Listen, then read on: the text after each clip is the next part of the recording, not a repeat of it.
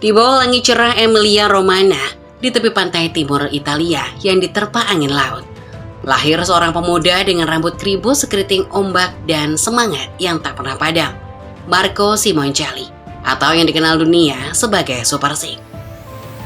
Bukan sekedar nama di dunia MotoGP, ia adalah badai yang mengguncang lintasan. Penuh keberanian, kenekatan, dan pesona yang sulit dilupakan. Di setiap deru mesin, ia membawa cinta sekaligus kontroversi. Membuatnya dicintai sekaligus dibenci, namun tak pernah bisa diabaikan. Bayangan sebuah sore di Coriano, kota kecil di provinsi Rimini, hanya 10 km dari Misano World Circuit. Di sana pada 20 Januari 1987, Marco Simoncelli lahir. Bocah yang besar di antara aroma aspal dan gemuruh motor ini menemukan panggilannya sejak usia 7 tahun. Dengan motor kecilnya, ia melaju di lintasan berdebu kompetisi mini moto lokal. Matanya berbinar penuh mimpi. Italian Mini Moto Championship pada 1996 hingga 2000 menjadi panggung awalnya. Di sana Marco bukan sekedar peserta, ia adalah bintang yang sedang naik. Pembalap cilik yang tak kenal takut selalu berada di barisan depan. Marco adalah tipe pembalap yang seolah lahir untuk motor. Ia tak butuh waktu lama untuk beradaptasi. Dari mini bike, ia melangkah ke motor 125cc di Italian National Championship pada 2001. Bak burungnya menemukan sayapnya, ia langsung klik dengan mesin yang lebih besar. Tahun berikutnya, 2002, ia mengukir sejarah dengan menjadi juara umum kelas 125cc di ajang balap motor Eropa. Pintu menuju panggung dunia terbuka lebar. Langkah pertamanya di kejuaraan dunia MotoGP terjadi di MotoGP Ceko 2002 di sirkuit Masaryk, Brno. Mengendarai Aprilia bersama tim Matteoni Racing, Marco yang kala itu memakai nomor 37 menyelesaikan balapan perdananya di urutan ke-27. Hasil itu mungkin sederhana, tapi baginya itu adalah awal dari sesuatu yang besar. Tahun 2003 menjadi musim penuh pertamanya di kelas 125cc. Meski performanya masih naik turun, bakatnya mulai terlihat.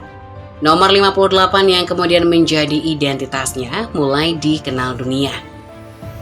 Puncaknya datang di GP Spanyol 2004 dan 2005 di sirkuit Jerez, saat ia naik podium sebagai juara pertama. Di musim 2005, ia beberapa kali finish di posisi 3 besar dan mengakhiri tahun di peringkat kelima klasemen akhir. Dunia MotoGP mulai berbisik tentang pemuda kribo dari Rimini ini. Tahun 2006 membawa babak baru. Marco menerima pinangan tim Metis Gilera untuk berlaga di kelas 250cc. Di sini bakatnya benar-benar meledak. Bersama Gilera ia menemukan rumahnya. Dan pada 2008 sejarah tercipta. Marco Simoncelli menjadi juara dunia kelas 250cc. Musim itu bukan tanpa tantangan. Ia gagal finish di 2 seri awal. Buta, ia bangkit dengan performa yang konsisten dan impresif. Dengan 281 poin, ia mengungguli Alvaro Bautista dan Mika Kallio, 2 saingan terberatnya. Di Sepang, finish di urutan ketiga sudah cukup untuk mengunci gelar. Di bawah helmnya rambut kribonya basah keringat, tapi senyumnya tak pernah pudar. Ia adalah raja baru kelas 250cc. Namun kejayaan itu tak membuatnya berpuas diri. Tahun 2009 ia harus puas di peringkat ketiga klasemen, kalah dari Hiroshi Aoyama dan Hector Barbera. Meski begitu, prestasinya di kelas 250cc sudah cukup untuk membawanya ke panggung utama. Pada 2010, Marco melangkah ke kelas MotoGP bersama tim San Carlo Honda Gresini. Di sini, ia bukan lagi sekedar pembalap muda berbakat, ia adalah fenomena. Gaya balapnya yang agresif seringkali diambang bahaya, membuatnya jadi sorotan. Ia seperti singa di lintasan, liar, tak terkendali, namun memukau. Publik Emilia-Romagna memujanya sebagai putra daerah yang membawa kebanggaan. Tapi di sisi lain, gaya balapnya menuai kritik. Kontroversi selalu mengikuti Super Six. Di Le Mans 2011 ia bersenggolan dengan Dani Pedrosa, menyebabkan pembalap Spanyol itu cedera tulang selangka dan absen 3 seri. Penalti dijatuhkan untuk Marco, tapi itu tak menghentikannya. Di GP Belanda 2011, di sirkuit Assen, gaya balapnya yang terlalu agresif membuatnya jatuh, dan sialnya Jorge Lorenzo yang berada di dekatnya ikut terseret. Lorenzo yang sebelumnya sudah mengkritik Marco jelang GP Portugal hanya bisa finish ke-6. Sementara Marco di urutan ke-9. Hector Barbera juga pernah jadi korban, tepatnya di GP Italia 2008 di Mugello. Saat Marco menghalangi lajunya di lap terakhir, membuat Barbera jatuh. Dia bisa saja membunuhku, kata Barbera. Dengan santai Marco menjawab, aku prihatin untuknya, tapi aku bahagia untuk kemenanganku. Di balik semua kontroversi, ada kejeniusan yang tak bisa disangkal. Tahun 2011 menjadi bukti. Podium di GP Ceko dan Australia menunjukkan bahwa Marco bukan hanya sekedar pembalap nekat, tapi juga strategis dan berbakat. Wajahnya yang mirip Valentino Rossi, idolanya, membuat banyak orang memprediksi ia akan jadi juara dunia kelas utama suatu hari nanti. Dunia MotoGP seolah menanti kelahiran legenda baru, tapi takdir punya rencana lain. Sirkuit Sepang, Malaysia, menjadi saksi bisu akhir perjalanan Super 6. Tempat ini penuh kenangan baginya. Di sana ia mengunci gelar juara dunia 2008. Di sana pula ia mengalami crash pertama di kelas utama saat tes pramusim 2011. Pada 23 Oktober 2011, di lap kedua GP Malaysia, mimpi itu berakhir. Marco kehilangan kendali. Motornya miring dan ia terseret di aspal. Dalam sekejap, Colin Edwards dan Valentino Rossi yang tak sempat menghindar menabraknya. Helmnya terlepas, tubuhnya terdiam dalam posisi tengkurap.